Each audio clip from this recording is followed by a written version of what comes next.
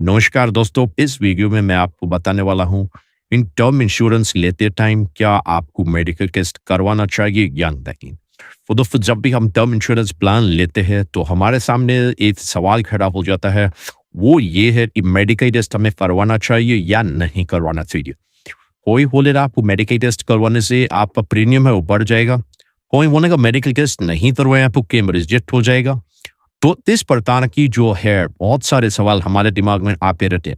जो कि term plan हम आज ले रहे हैं उसका हम प्रीमियम बढ़ते जा रहे हैं अपनी मेहनत की कमाई से, लेकिन कल को अगर आप नहीं रहते हैं और आपके परिवार का जो क्लेम है वो इंश्योरेंस कंपनी में जेट कर जाती है, तो उस टाइम जो आपने प्रीमियम भरा था पूरा पानी में चला जाता है।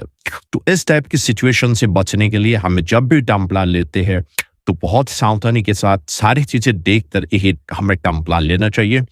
तो इस वीडियो को देखने के बाद आपको पता चल जाएगा कि क्या आपको मेडिकल टेस्ट करवाना चाहिए या नहीं। तो दोस्तों, जब हम टर्म प्लान बाय करते हैं तो मेडिकल टेस्ट से रिलेटेड हमारे सामने 3 ऑप्शंस रहते हैं। पहला है कि आपको कंपल्सरी मेडिकल टेस्ट करवाना ही पड़ेगा। इंश्योरेंस कंपनी बोलती है कि मेडिकल टेस्ट आपको करवाना ही है। जनरली जब भी आप 50 लाख से ऊपर तक टर्म प्लान लेते हैं तो मेडिकल टेस्ट होता है वो कंपल्सरी होता ही है। दूसरा जो ऑप्शन रहता है उसमें आपको है कि कोई मेडिकल टेस्ट नहीं करवाना है, और तीसरा जो ऑप्शन रहता है वो है आपके पास कि आप चाहे तो मेडिकल टेस्ट करवा सकते हैं और आप चाहे तो मेडिकल टेस्ट नहीं करवा सकते। ये 3 ऑप्शंस आपके सामने रहते हैं मेडिकल टेस्ट से रिलेटेड। इनमें क्या होता है, फर्स्ट जो है कंपल्सरी मेडिकल टेस्ट, इसमें क्या होता है मेडिकल टेस्ट तो आपको करवाना ही करवाना है। साथ ही साथ आपसे क्या होता है एक क्वेश्चनर भरवाती है इंश्योरेंस कंपनी, वो आपकी हेल्थ से रिलेटेड रहता है, जिसमें आपको इस सारी अपनी जो मेडिकल हिस्ट्री है वो बतानी होती है। अपने पेरेंट्स की मेडिकल हिस्ट्री होती है वो बतानी होती है, जैसे कि पेरेंट्स की डेथ कहीं कार्डियक अरेस्ट, हार्ट अटैक, इस टाइप की बीमारी उससे तो नहीं हुई है। और आपकी हेल्थ से रिलेटेड इशू कि आपको पास्ट में कोई डिजीज हो रखी है, आपको कभी हॉस्पिटलाइजेशन होना पड़ा है, ये सारी चीजें पूछी जाती है। और नो मेडिकल टेस्ट होगा वहां भी वो आपको मेडिकल क्वेश्चनर तो भरना ही पड़ेगा।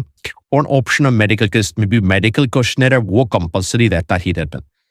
अब क्या है, मान लीजिए आपने अपना मेडिकल टेस्ट करवाया नहीं करवाया, जो भी सिचुएशन है, और उसके बाद क्या है, जिस पर्सन में इंश्योरेंस लिया है यानी इंश्योर्ड पर्सन है उसकी डेथ हो जाती है 3 इयर्स के बीच में। 3 ईयर क्यों ले रहा हूं मैं, इसका रीजन मैं आपको बाद में बताने वाला हूं। तो 3 इयर्स के बीच में अगर डेथ हो जाती है तो उस कंडीशन में क्या होगा, जैसे कंपल्सरी मेडिकल टेस्ट ले रखा है, तो कंपल्सरी मेडिकल टेस्ट ले रहे थे आप में और इंश्योरेंस कंपनी ने क्लेम रिजेक्ट कर दिया, XYZ किसी भी कारण से होता है। जनरल इंश्योरेंस कंपनी जो कारण देती है, अगर फर्स्ट ईयर में सुइसाइड नहीं है, generally first year suicide include नहीं होता है, सेकंड ईयर ऑनवर्ड सुइसाइड भी इंक्लूड हो जाता है।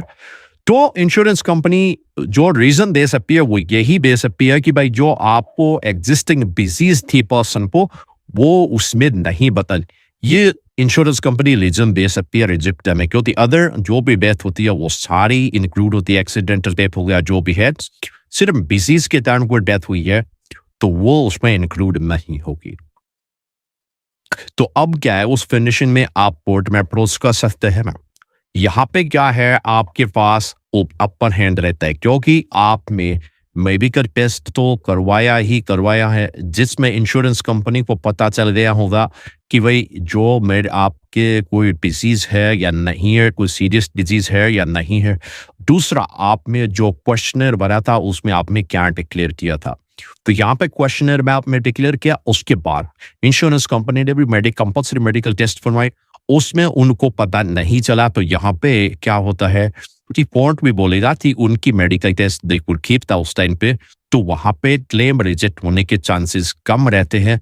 और अगर हो भी गए तो कोर्ट उस क्लेम को इंश्योरेंस कंपनी को फोर्स करेगा तो भाई इंश्योर्ड पर्सन के नॉमिनीज को दे दिया जाए।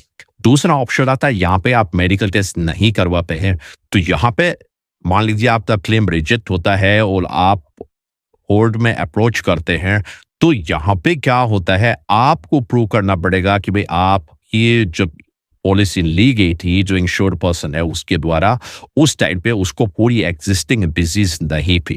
दोस्तों, ये एक्चुअली क्या होता है, यहाँ पे प्रूव करना बहुत मुश्किल हो जाता है। एक्चुअली इंश्योरेंस कंपनी अगर चाही और मान लीजिए कोई ऐसी डिसीज है जो आपको उस टाइम पे हो सकता है, जो इंश्योर्ड पर्सन होता है उसको कई बार पता नहीं चलता है, जैसे हम छोटी बड़ी ट्यूमर होती है आदमी उसको इग्नोर कर देता है, या जो भी चीज़ है वो अगर नहीं आई है तो इंश्योरेंस कंपनी उसको लेकर के बकायदा कर सकती है। और आपको अगर कोर्ट में क्लेम मिला भी तो बहुत सारी जो एडवोकेट्स की फीस है वो पे करने के बाद वो क्लेम मिलता है। और इस इन दैट के केसेस में जो एडवोकेट होता है वो भी बोलता है कि भाई 50% मुझे देना, 50% आप रहती। तो इस टाइप के झमेला हो जाता है, इसमें बहुत ज्यादा झमेला होता है। और स्पेशली उस केस में जिसने जो क्लेम अमाउंट है वो ज्यादा रहती है। जैसे मान लीजिए अगर 10-20 लाख का क्लेम होगा तो उसमें शायद हो सकता है इंश्योरेंस कंपनी जितना ना करे, लेकिन अगर क्लेम आपका 50 लाख से ऊपर है तो उस केस में इंश्योरेंस कंपनी चाहेगी कि अगर ये केस अदर क्लेम रिजेक्ट हो जाता है तो उनके 50 लाख रुपए 1 करोड़ रुपये वो बच जाएंगे। तो यहाँ पे आप नुकसान में रहते हैं। तीसरा था ऑप्शनल मेडिकल टेस्ट। यहाँ पे क्या करते हैं, अगर आपने मेडिकल टेस्ट करवा लिया है तो आप तो फायदे में रहेंगी, अगर आपने मेडिकल टेस्ट नहीं करवाया है तो दोस्तों यहाँ पे लॉस हो जाना है। अब मैंने 3 इयर्स का क्यों लिया? 3 इयर्स का इसलिए लिया है दोस्तों क्योंकि जो इंश्योरेंस रेगुलेशन डेवलपमेंट अथॉरिटी है उन्होंने नया सेक्शन 45 इंश्योरेंस एक्ट में चेंज किया है, जिसके अकॉर्डिंग अगर आप 3 साल तक कंटिन्यूसली अपना प्रीमियम पे करते रहते हैं तो आपका क्लेम है वो रिजेक्ट नहीं कर सकते इंश्योरेंस कंपनीज किसी भी ग्राउंड पे, चाहे आपने वो झूठी इन्फॉर्मेशन क्यों ना दी हो। तो इस कारण से पहले जो 3 इयर्स है वो ज्यादा क्रूशियल रहते हैं।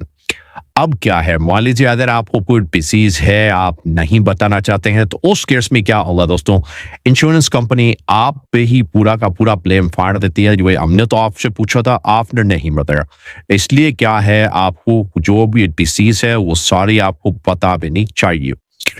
जरूरी नहीं है कि जब आप डिजीज बताते हैं तो जो प्रीमियम है वो बढ़ेगा ही बढ़ेगा, ऐसा जरूरी नहीं है। बहुत से केसेस में छोटी माइनर डिजीज होती है उसके कारण प्रीमियम नहीं बढ़ पाए। अगर कोई मेजर डिजीज है तो उसके कारण प्रीमियम बढ़ जाता है।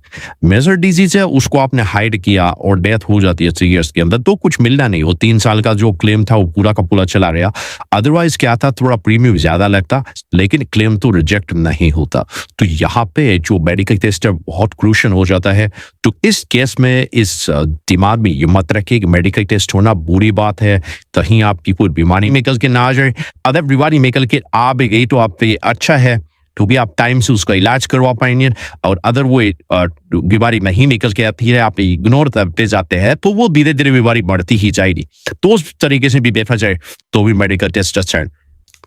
अब आप पूछेंगे ऑप्शनल मेडिकल टेस्ट अगर है तो आपको क्या करना है। ऑप्शनल मेडिकल टेस्ट में इंश्योरेंस कंपनीज क्या करती है, आपको ऑप्शंस देती है कि भाई आपको मेडिकल टेस्ट करवाना है या नहीं करवाना। LIC का जो फैक्टर है जनरली उसमें आपको ऑप्शन बिकता है। जब आप 50 से 75 लाख के बीच में लेते हैं तो आपके पास ऑप्शन रहता है, आप चाहे तो मेडिकल टेस्ट करवा सकते हैं चाहे कि नहीं करवा सकते। लेकिन मेरा सजेशन यही रहता है जो मेडिकल टेस्ट आपको करवा लेना चाहिए। इसका कारण क्या है, एक तो देखो आप मेडिकल टेस्ट करवाएंगे तो आप जो फालतू का झमेला है मेडिकल ग्राउंड पे क्लेम रिजेक्ट होने का उससे तो बच ही जाएंगे।